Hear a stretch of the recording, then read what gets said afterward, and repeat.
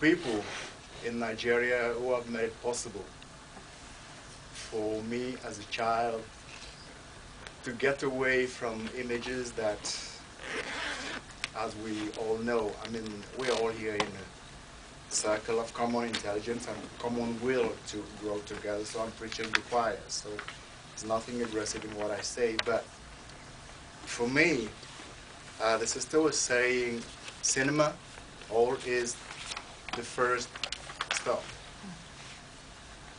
For me, it's just the stop intermediate. It's the shrine. It's the place where the mass is taking place. It's the place where we gather to celebrate. It's the banquet, the big banquet. But before the banquet, you have to be home. You have to prepare to go to the banquet with the family. And after the banquet, after the shrine, you still have to go on praying and worshiping the goddesses and the gods you talked about or you learned in the shrine. And as a child, for me, cinema has been very, very important because talking about banquet, talking about shrine, talking about feeding or worshiping, organic food is very important, but spiritual one is even more important. A child learns by imitating, by doing as the elders do, walking as the elder was. So through images, talking as the elder talks, through sound. And this is for me what cinema is about, transmitting knowledge, culture, and all those things that we know through image and sound. And a lot of our spiritual beliefs in Africa are based on that. If you take the voodoo, that a lot of people will tell you it is witchcraft, it is this and that. Voodoo only talks about learning through movement and sound, just as yoga, as Tai Chi, as Qigong for the Chinese. But when it comes to Africa, voodoo is all of a sudden witchcraft. And this is what I'm talking about, the images in the air that feed the imagination of a person. From what images do you feed? What are the images are you going to use as oxygen for your soul, for your spirit, for your mind? What are the images that are going to help you grow, that are going to help you look at yourself in a mirror and be proud or disguise yourself? And as a child, I've been dealing with images so hard to digest about me, myself, and people who look like me. If you go to Google and you click on black, you'll see what you get in French or in English. If you read books like this,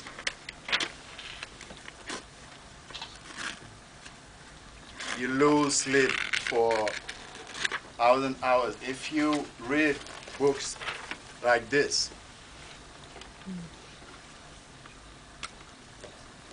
so for me, as my younger brother was saying from Fela to Nollywood, because people like Bob Marley, Fela, a lot of people, brothers and sisters from Haiti, from America, from all over the world, but we're talking about Nigeria. And Fela helped me a lot, getting away from delinquency, from prison, from anger, from hate. Because all these images that are deliberately written, because people think about them, write them down, and they have been doing that for centuries. It tends to drive you mad. It tends to drive you to disguise and even hate yourself. People wonder, for example, why, I mean, Chris Rock did a film on that called Good Hair. Why is there so much, I mean, such a huge business on the hair of some of our women? The hair comes from abroad. Billions of billions invest in that hair. We have hair on our heads. Why do we need to buy some? From China, from India, from Sri Lanka, from places. Why do we need so much to bleach? Because this color has been so well, and when you read in certain holy books, the way some people interpret the words of a God who is supposed to be love and compassion, and who is supposed to be the God of every human being.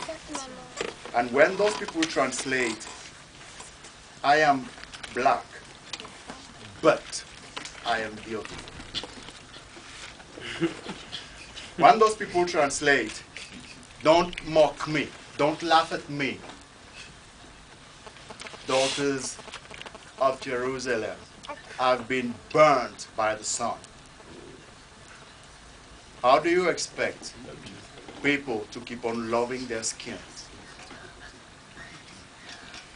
So, talking about Fela, the songs of Fela, if you listen to them carefully, each and every song of Fela is a Nollywood movie. Each and every song of Fela, and he talked about everything. Far, far before time, before even those things start happening in a huge, massive, systematical way. Bleaching, power show, talking about our politicians, talking about the people, talking about the difference between Ikoying and Mushi, what we saw in Fonswa, Fela talked about it. What we saw in Inale, Fela talked about it. What we saw in Miami, Fela talked about it. He sang about it.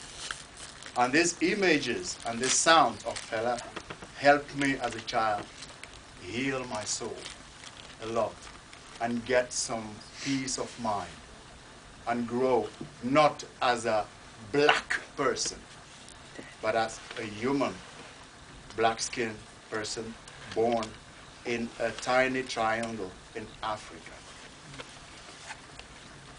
So that's why my words would only be words of gratitude to those who keep on struggling, those who don't need to wait, as the brother was saying yesterday. I can't wait 5 years to make a movie. Because for us, making movies is not about, it's far beyond industry, as I see it. It's far beyond commercializing. It is vital. It is oxygen. Because it is through these movies that we talk to our children. And it is very good that these movies come directly home so that the images we want to put inside there are not controlled and organized by so-called mainstream.